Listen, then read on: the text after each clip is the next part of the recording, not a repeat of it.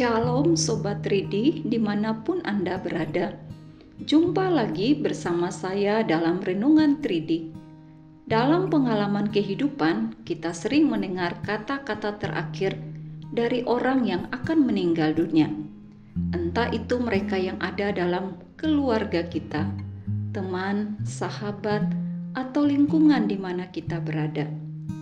Kata-kata itu sering mendapatkan perhatian khusus, bahkan sering kita maknai sebagai pesan yang sangat kuat bagi kita yang masih hidup. Misalnya perkataan Matthew Henry. Menjelang kematiannya ia berkata, kehidupan yang dihabiskan untuk melayani Allah dan bersekutu dengan Dia adalah kehidupan yang paling menyenangkan yang dapat dijalani oleh siapapun di dunia.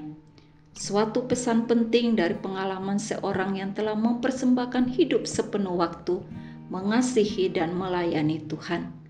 Dalam 2 Timotius 4 ayat 1-8, kita juga bisa melihat pesan Rasul Paulus kepada Timotius anak rohaninya.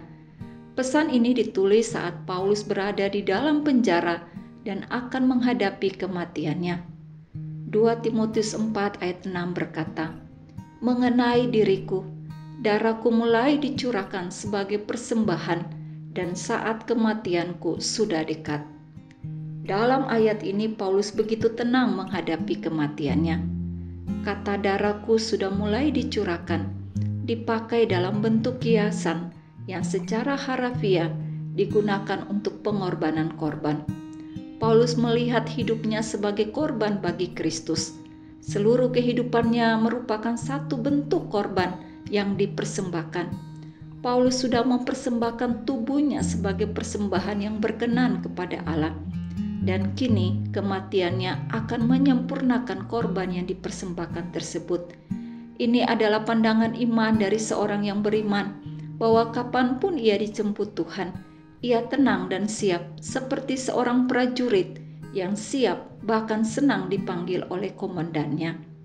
Sebuah pandangan iman yang teguh dalam Kristus, sehingga bagi Paulus, kematian itu bukan akhir segala-galanya. Ia menyebutnya dengan kata berangkat kepada atau ke tangan Bapa. Suatu pandangan iman yang sangat menguatkan dan menghiburkan bagi kita sekalian yang percaya kepada Tuhan. Juga sangat membahagiakan kita yang sedang dilanda duka, bahwa ada pengharapan bagi saudara kita yang meninggal dalam Kristus.